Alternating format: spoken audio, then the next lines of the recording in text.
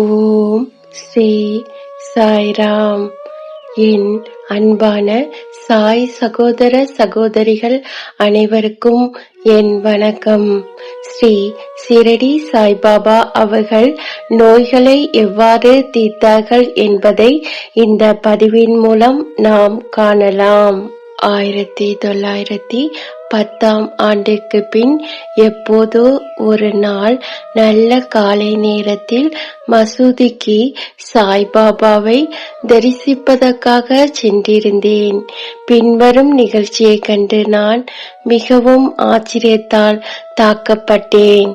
தமது முகம், வாய் அவற்றை கழுவிய பின்பு சாய்பாபா அவர்கள் கோதுமை மாவு அரைக்க தயார்படுத்துவதில் முனைந்தார்.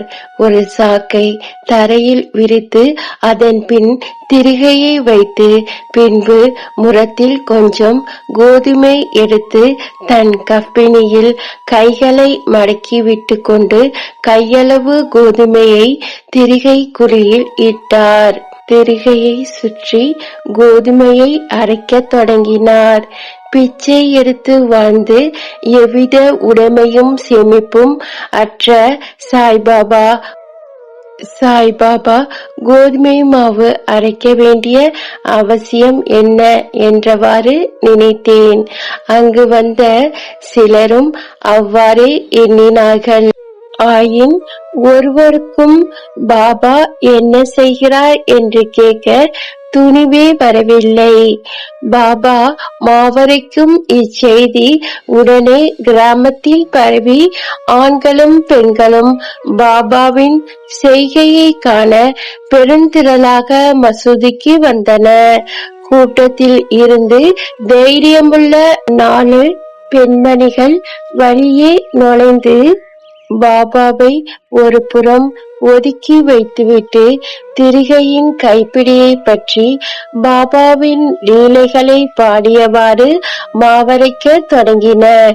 முதலில் பாபா கடும் கோபம் அடைந்தார்.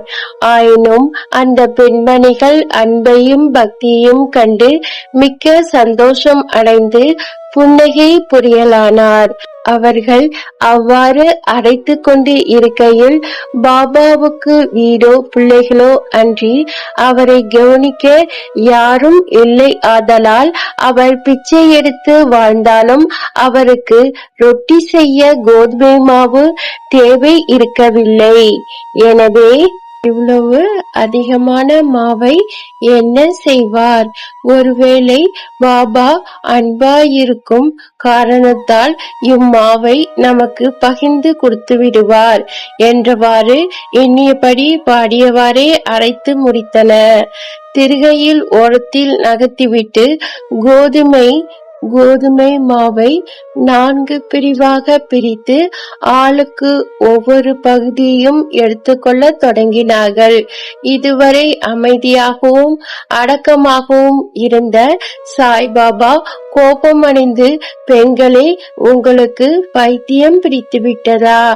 யாருடைய அப்பன் வீட்டு பொருளை இவ்வாறு அபகரிக்கிறீர்கள் என்றார். நீங்கள் தடங்கள் இன்றி மாவை எடுத்து செல்வதற்கு நான் முன்னம் உங்களிடம் கடன் பட்டிருக்கிறேனா என்ன? தயவு செய்து இப்போது இதை செய்யுங்கள். இம்மாவை எடுத்து சென்று கிராம எல்லைகளில் கொட்டிவிட்டு வாருங்கள் என்றார். இதை கேட்ட பின் அவர்கள் வெட்கமடைந்து தமக்குள்ளே ஏதோ முணுமுணுத்து கொண்டு கிராம எல்லைகளில் சென்று சாய்பாபா குறிப்பிட்டபடி அங்கே மாவை பரப்பிவிட்டார்கள். சாய்பாபா செய்த இவையெல்லாம் என்னவென்று ஷிரடி மக்கள் வினவினர். காலரா நோய் கிராமத்தில் பரவி கொண்டு இருப்பதையும் இது அதை எதிர்க்க பாபாவின் பரிகாரமாகும் என்று கூறினர். கோதுமை அரைக்கப்படவில்லை. காலராவை அரைக்கப்பட்டு கிராமத்துக்கு வெளியில் கொட்டப்பட்டது. இந்நிகழ்ச்சியின் பின்னர் காலரா மறைந்தது. கிராம மக்கள் மகிழ்ச்சியுற்றனர். நானும் இவற்றையெல்லாம் அறிந்து கொண்டதில் மகிழ்ச்சி அடைந்தேன். ஆனால் அதே சமயம் எனக்கு ஆச்சரியம் விளைந்தது. காலராவுக்கும் கோதுமை மாவும் பூவுலகில் உள்ள ஒற்றுமை யாது?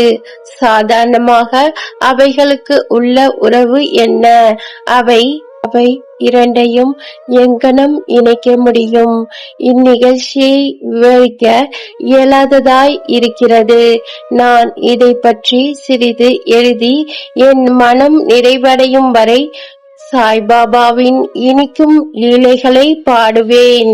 இந்த லீலையை பற்றி இவ்வாறாக எண்ணமிட்ட பின் என் உள்ளம் மகிழ்ச்சியால் நிறைந்தது. இங்கனம் நான் பாபாவின் வாழ்க்கை வரலாறான சத்சங்கத்தை எழுத உணர்ச்சி ஊட்டப்பட்டேன். பாபாவின் அருளுடன் ஆசையுடன் இப்பணி வெற்றிகரமாக நிறைவேறப்பட்டது என்பதை நாம் அறிவோம். அனைவருக்கும் சிரடி சாய்பாபாவுடைய அருளும் ஆசீர்வாதமும் கிடைக்க வேண்டும் என்று நான் மனதார பிரார்த்தனை செய்கிறேன். இந்த பதிவை கேட்ட அனைவருக்கும் நன்றி, வணக்கம். ஜெய் சாய்ராம். அல்லாஹ் மாலிக்.